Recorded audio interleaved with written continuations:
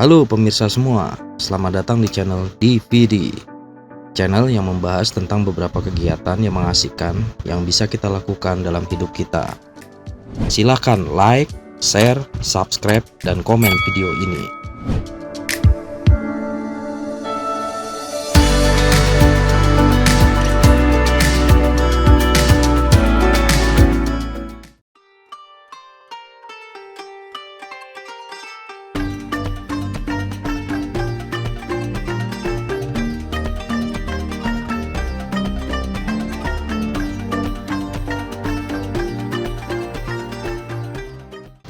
Pada episode yang lalu, saya sudah bahas mengenai perawatan air pada kolam bioflok dengan cara membuang sedikit air bagian dasar dan menambahkan dengan air yang baru. Walaupun cara ini banyak yang tidak sepaham karena melenceng dari kaidah bioflok itu sendiri, yang juga merupakan suatu teknologi terbaru dalam budidaya ikan. Dengan salah satu kelebihannya adalah bisa efisiensi dalam penggunaan air.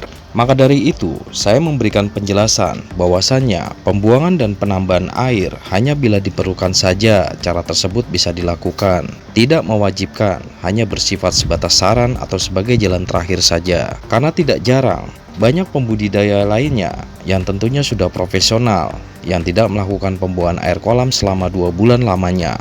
Karena mereka memiliki pengetahuan yang cukup untuk memelihara air kolam sejak dini, sehingga air kolam bioflok bisa selalu baik kondisinya. Tapi sekali lagi perlu diingat, itu tergantung dari situasi kondisi masing-masing kolam yang dimiliki. Tentunya lain orang, lain perlakuannya, dan lain kolam, lain juga perlakuannya. Kalau saya pribadi mengambil cara yang paling mudahnya saja, sesuai dengan pengetahuan dan pengalaman praktek yang sudah pernah saya lakukan. Jadi tidak terlalu terpaku pada kaidah bioflok itu sendiri. Mana yang paling mudah dan simpel dilakukan, biasanya itulah cara yang dipilih oleh para petani pembudidaya, termasuk saya ini. Jadi mohon maaf, harap dimaklumi. Maka dari itu, channel saya ini saya buat tujuannya adalah untuk pembelajaran. Bila berkenan, pemirsa yang memiliki banyak pengetahuan tentang budidaya ikan nila sistem bioflok bisa memberikan kritik, sumbang saran, dan membagi pengalamannya itu agar bisa manfaat untuk diri saya pribadi yang masih belajar ini. Dan tentunya manfaat juga untuk khalayak luas yang menonton channel saya ini. Terima kasih saya ucapkan kepada Mr. Aib Yong yang mau berkenan membagikan pengetahuannya melalui komentar di episode 31 yang lalu. Sekarang pada episode kali ini, saya akan coba memperlihatkan kepada pemirsa tentang permasalahan pH air yang sangat penting sekali diperhatikan dalam pemeliharaan ikan nila sistem bioflok. pH air ini menjadi salah satu faktor dari banyak faktor lainnya yang mempengaruhi laju pertumbuhan ikan. Dari referensi yang saya dapatkan, ikan nila bioflok bisa bertahan hidup di air yang memiliki pH di kisaran 5-8 poin.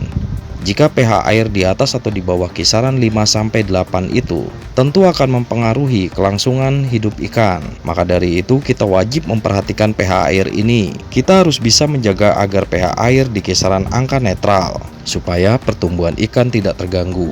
Angka netral yang saya maksudkan adalah di angka 6 atau 7 poin. Pagi ini saya cek pH air kolam saya dan benar saja pH air di angka 4,61 poin. Sangat rendah sekali. Kalau hal ini saya diamkan, maka akan sangat membahayakan bagi ikan. Ikan akan mogok makan, bahkan ikan bisa stres karena harus mengeluarkan energi yang banyak hanya untuk beradaptasi dengan pH yang sangat rendah, sehingga pertumbuhannya bisa terganggu. Lama-lama ikan tidak akan kuat bertahan dan bisa jadi mengalami kematian massal. pH air yang menurun ini disebabkan oleh banyak kotoran yang mengendap di dasar kolam dari sisa makanan dan feses ikan yang tidak terurai oleh bioflok. Dan bioflok yang sudah mati pun juga bisa menambah kontribusi kotoran menjadi amonia yang menyebabkan pH air bisa menurun. Beberapa waktu yang lalu, tepatnya di hari ke-175, saya pernah menaikkan pH air kolam menggunakan cara mengurangi air dasar kolam dan menambahkan dengan air yang baru. Cara tersebut adalah cara yang paling termudah yang bisa dilakukan dan efektif sekali hasilnya untuk menaikkan pH air. Bagi pemirsa yang belum nonton video hari ke-175 atau episode ke-28, linknya sudah saya taruh di kolom deskripsi video ini. Silahkan dicek. Namun ada baiknya bisa mencoba cara lainnya sebelum dengan cara yang mudah itu.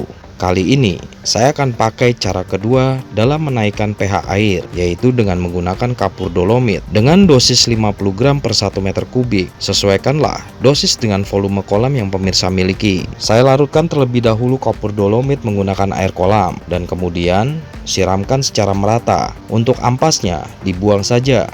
Jangan ikut dimasukkan ke dalam kolam. Sebaiknya dalam menaikkan pH air kolam, dilakukan secara bertahap. Jangan sampai kenaikannya melebihi dari 1 poin dalam jangka waktu yang singkat, karena dapat membahayakan ikan. Ikan akan stres dan kesulitan beradaptasi dengan kenaikan atau penurunan pH secara drastis atau ekstrim. Lakukan saja secara bertahap perharinya dengan menyesuaikan dosis pemakaian kapur dolomit. Bila penambahan kapur dolomit masih belum mencapai target pH aman, yaitu mendekati angka 6 atau 7 poin, maka keesokan harinya kita bisa lakukan penyiraman kapur dolomit lagi dengan dosis yang sama. Ulangi terus sampai pH mencapai angka aman yang diinginkan secara bertahap. Namun bila dirasa cukup, jangan aplikasikan lagi kapur dolomit di kemudian hari. Biasanya setelah menggunakan kapur dolomit, pH air akan bisa naik secara bertahap selama beberapa hari dan akan bertahan nilainya dalam jangka waktu tertentu. Maka dari itu, ada baiknya cek secara berkala pH air agar ikan bisa nyaman menempati kolam dan dapat tumbuh berkembang dengan optimal. Setelah beberapa jam, saya aplikasikan kolam menggunakan kapur dolomit. Sekarang kita cek lagi pH-nya. pH menunjukkan angka 5,39. Ada kenaikan sekitar 0,73 poin dari 4,61 poin. Terbukti sangat efektif sekali cara ini. Yang membuat saya heran, untuk nafsu makan ikan di kolam saya ini masih lumayan bagus, walaupun pH air rendah sekali. Bisa pemirsa lihat pada video. Tapi daripada terlambat dan terjadi sesuatu yang tidak saya inginkan pada beberapa hari ke depan, maka aplikasi kapur dolomit harus saya lakukan.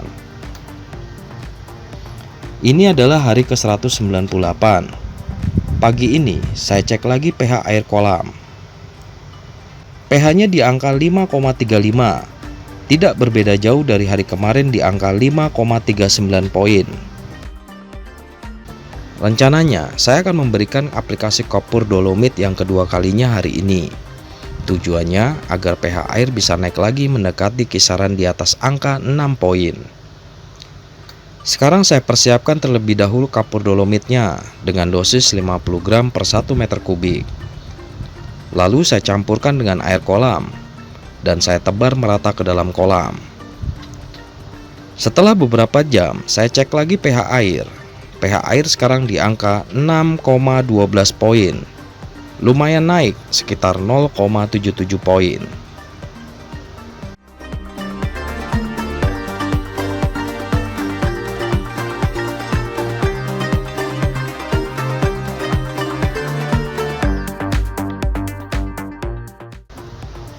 Ini adalah hari ke-199. Saya cek lagi pH air pagi ini. pH air di angka 5,79 poin, berkurang 0,33 poin dari hari kemarin. Memang pH air akan terus bergerak, tidak akan menetap di 1 poin. Pasti akan berubah-ubah. Dalam satu hari saja, antara pagi, siang, dan malam hari, pH air akan berbeda nilainya. Hari ini saya akan memberikan aplikasi kapur dolomit yang ketiga kalinya. Tujuannya agar pH air bisa naik lagi. Sekarang saya persiapkan terlebih dahulu kapur dolomitnya dengan dosis 50 gram per 1 meter kubik. Lalu saya campurkan dengan air kolam dan saya tebar merata ke dalam kolam.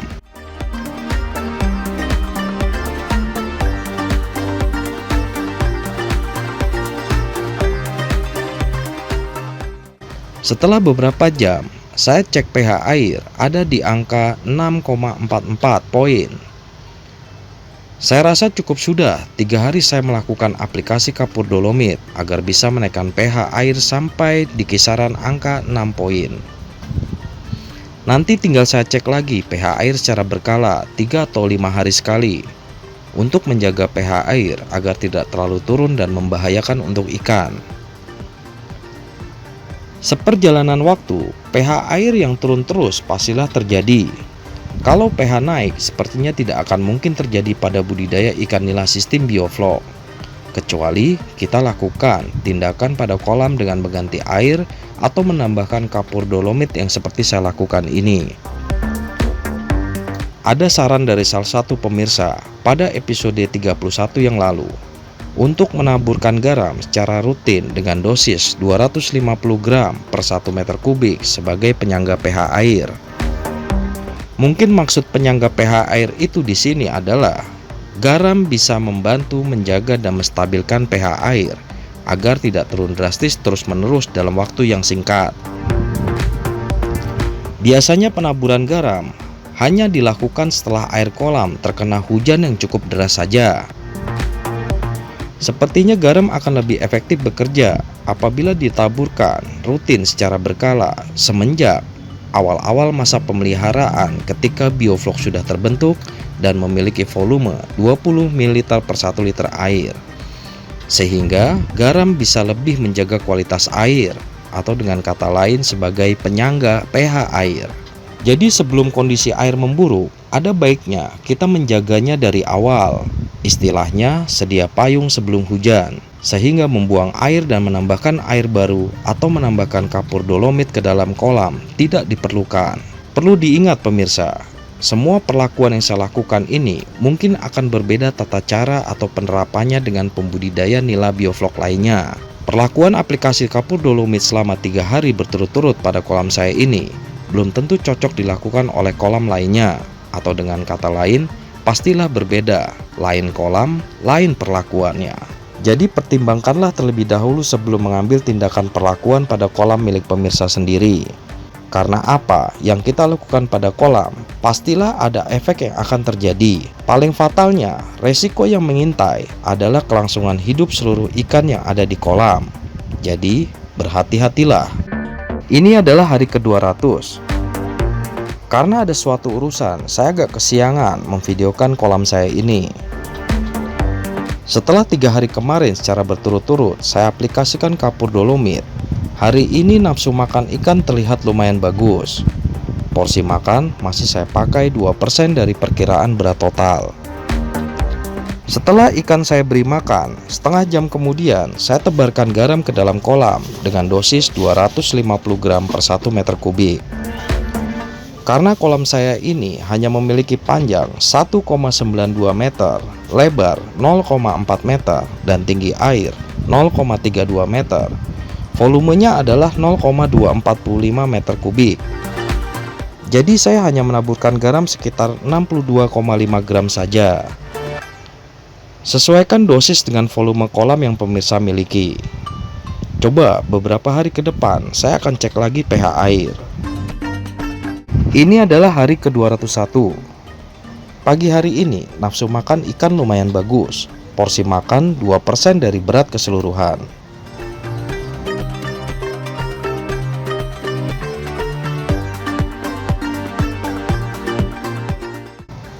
Ini adalah hari ke-202. Hari ini, air terlihat berwarna coklat dengan buih yang lumayan banyak di permukaannya. Respon makan ikan masih tergolong bagus. Porsi makan 2% dari berat keseluruhan. Ini adalah hari ke-203. Pagi hari ini, buih semakin banyak bertebaran di permukaan kolam. Respon makan ikan masih lumayan bagus. Porsi makan masih 2% saya berikan.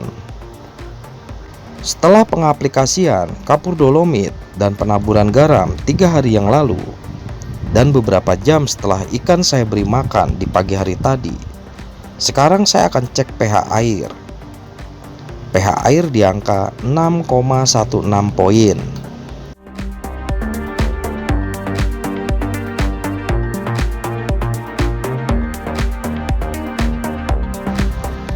Semoga pH air bisa bertahan lama sehingga ikan di kolam saya ini bisa tumbuh secara optimal. Dapat saya ambil kesimpulan secara pribadi dalam permasalahan pH air ini. Ketika pH air menurun, wajib kita harus mengatasinya. Sejalan dengan waktu, perhatikan terus cara makan ikan. Cara makan ikan bisa dijadikan barometer mengenai kondisi air yang masih bagus atau sudah memburuk. Ada baiknya dari awal masa pemeliharaan selalu dijaga kualitas air bioflok dengan memperlakukan kolam, menambah bahan seperti garam secara rutin sehingga tidak terjadi permasalahan di kemudian hari. Apabila terlambat sudah terjadi situasi seperti yang kolam saya alami ini, dan segala macam perlakuan dengan memberikan bahan seperti kapur, dolomit, dan garam sudah dilakukan, tetapi tidak bisa mengatasi kondisi air, maka jangan ragu untuk mengurangi bagian dasar air dalam jumlah tertentu dan menggantinya dengan air yang baru. Itu adalah cara terakhir yang patut ditempuh. Baik pemirsa, sampai di sini dulu episode kali ini. Jangan lupa like, share, dan subscribe. Juga komen video saya. Bagaimanakah perkembangan ikan nila yang ada di kolam saya ini? Ikuti terus keseruan semua video saya selanjutnya. Agar bisa mengetahui secara lengkap riwayat perjalanan budidaya nila bioflok yang saya lakukan ini, pemirsa bisa menonton semua video saya dari awal episode sampai episode terbaru. Sudah saya taruh linknya pada kolom deskripsi.